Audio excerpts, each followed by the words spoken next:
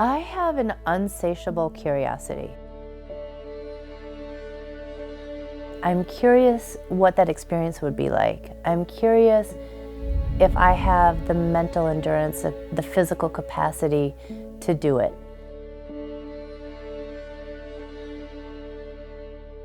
I think it's like my soul just wants to know, like, why am I here? Well, it's to experience all these things, and so do it. I was always not included in wherever that culture was, but there was still at least one person that would give a warm smile and an open arms to say, I see you. And that was enough. I'm going to do it my way. Being in my 5th decade of my life, where I'm reflecting on all of the wins, but more the failures that have shaped me in the course of my life. And I really appreciate all of that. I've also learned how to be courageous and to keep going and to not give up. Not that Sara doesn't know the meaning of the word no. It just doesn't mean anything to her. If she encounters a problem or any obstacle, that's not going to stop her. I would say the biggest example is open arms. I mean, here you had a concept that was needed, badly needed. However, there wasn't a roadmap to get it started. And her ability to match need and incredible resources and put those together, I truly don't think anybody else could have gotten that done.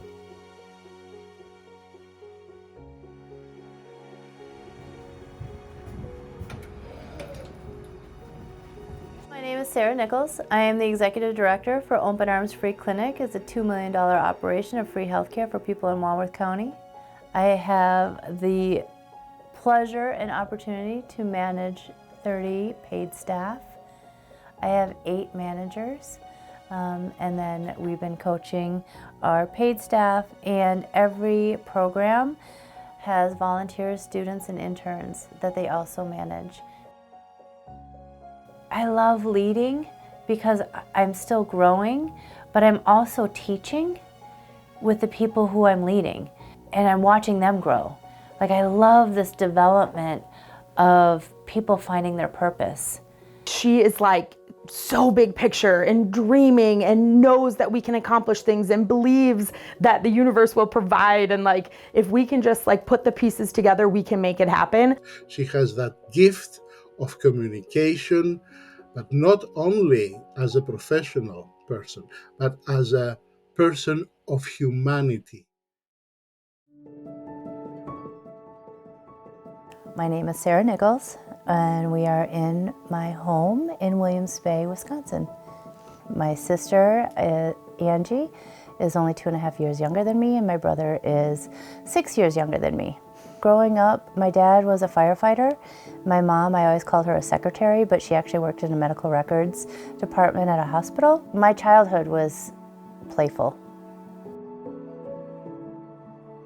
I feel like I'm at a point in my life that I can reflect and feel deep pride for having 2 beautiful children.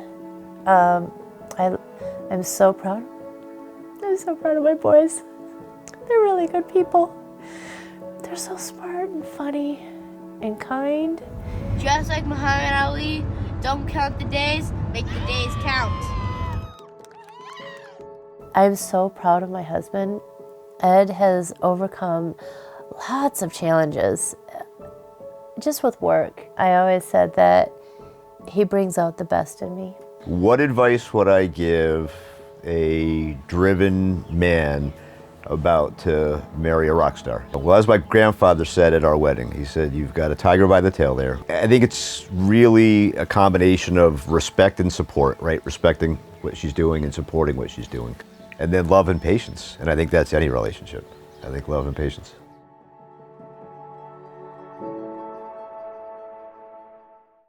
In 6th grade, I was diagnosed with a 45-degree angle scoliosis. That was a curvature of my spine. And I had to wear a Boston brace. which was this plastic contraption that was shaped and formed to help correct that curve. I was such an athlete. I was the strongest kid, the fastest kid. I wanted to play all the sports. And if surgery was going to eliminate that opportunity for me, I said, no way. I'll be strong enough. I'll do the exercise to stay strong. And I just had such high positivity in my own abilities. I'm just like, well, I'm just gonna do my own thing. My dad always said, just keep doing what you do best. Just do your best. And so just that perseverance of just doing what I love to do and do it in the best way that I can.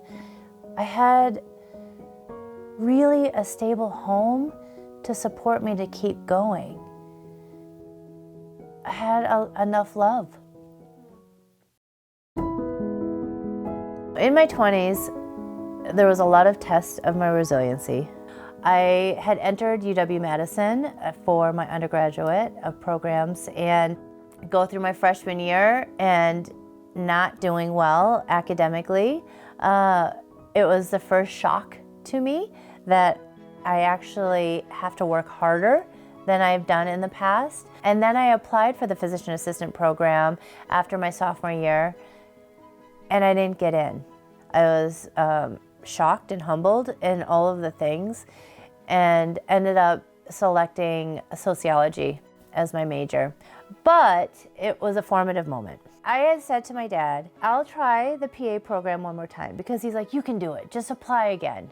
And I'm like, okay, I'll apply again, but if I don't get in, I'm going to Africa. And I wanted to do something meaningful and purposeful, so I applied for the PA program and I applied for the Peace Corps. And I'm like, that's how the direction will be known, right? I will have some idea of what to do next.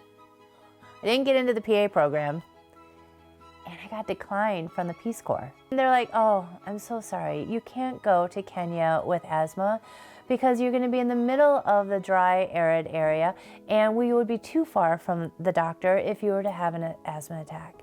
Here I am. I have a BS degree in nothing tangible. What am I supposed to do with my life?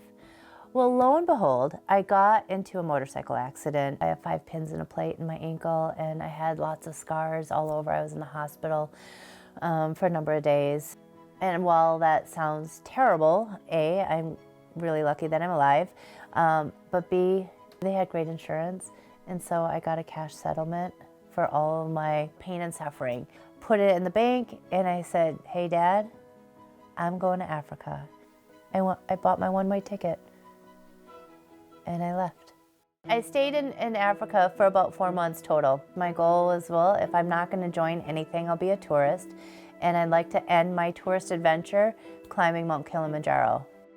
I was taking that tour to Arusha, which was the base of Kilimanjaro, and I got really sick. I felt like I had 2 punches in my back. I mean, like punches.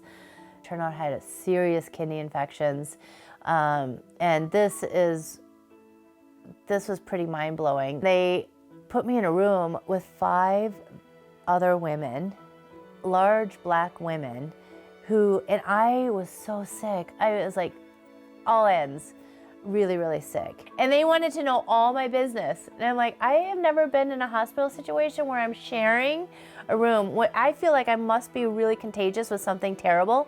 So counterintuitive to how things are in the States, right? And the nursing care and the physician care were so kind. I got well. And I'm like, oh my gosh. So this isn't how I would have wanted to get well, but I got well anyways. And it's such a formative moment. Just the kindness that people had. We didn't understand each other's cultures. We didn't understand what we were going to or coming from, but we were in that moment, and the smile is universal. There was always the time where I was looked as the other person, the oddball, the foreigner, you've got the brace, or you're the new kid. I was the single white girl. I was the American. I was always not included in wherever the culture was, but I proceeded anyways. I would feel hurt, but I never hated anybody. It just was like, why are they never gonna understand me? Or why aren't they including me? But it's shaped me. What I really took away is no matter what the failure is, there is an experience to learn from it, and that there's another teacher right around the corner to help you get to the next place. And to just stay courageous and keep on going to the next place.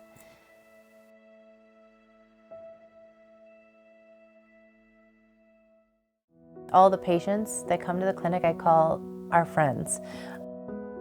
And it's just terminology that I wanted to make sure people knew that there's a sense of belonging, that these are all my friends. You feel that you are loved, and when she talks with you, you feel that she is genuine, that she really cares. You feel that with Sara. During the years 2008 and 2013, I was without insulin.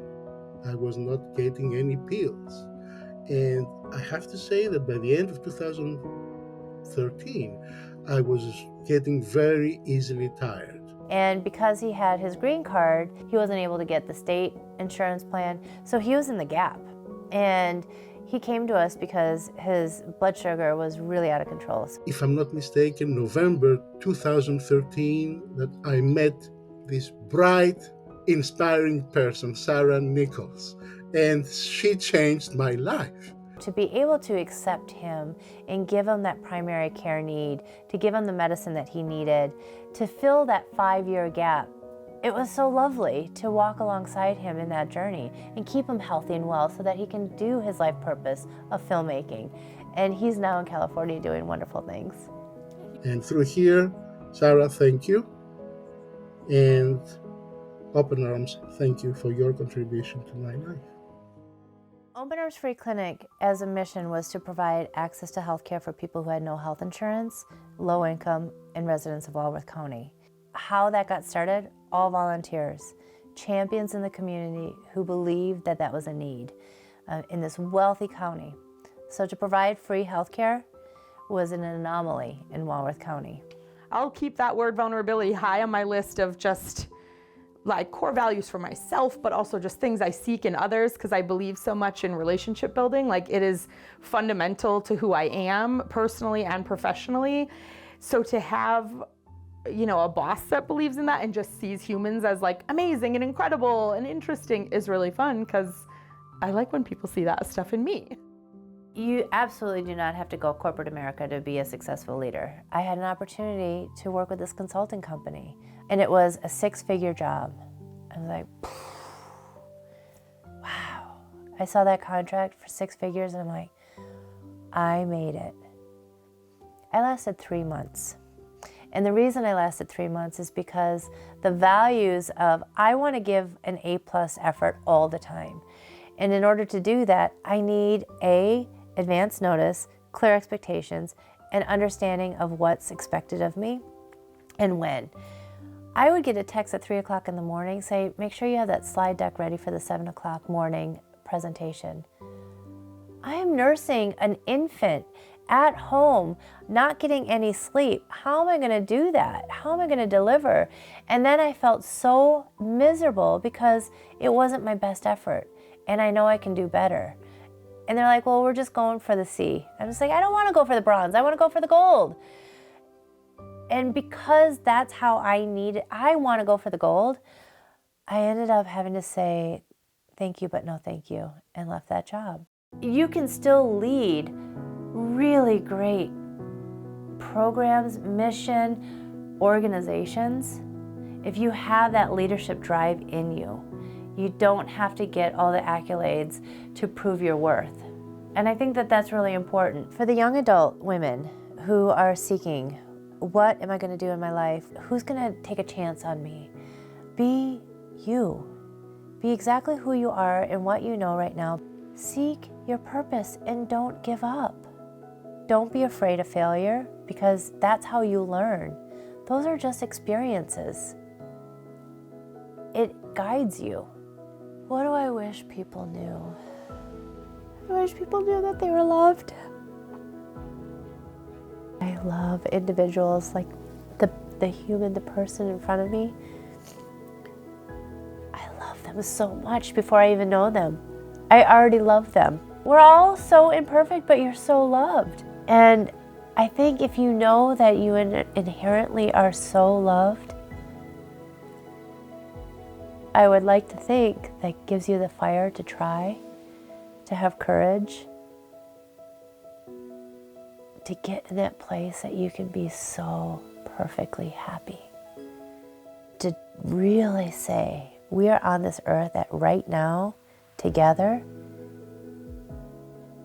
in love, not in the romantic way, not in a commodity way, but like in an energetic, spiritually loving way. Whew, what a great world that would be.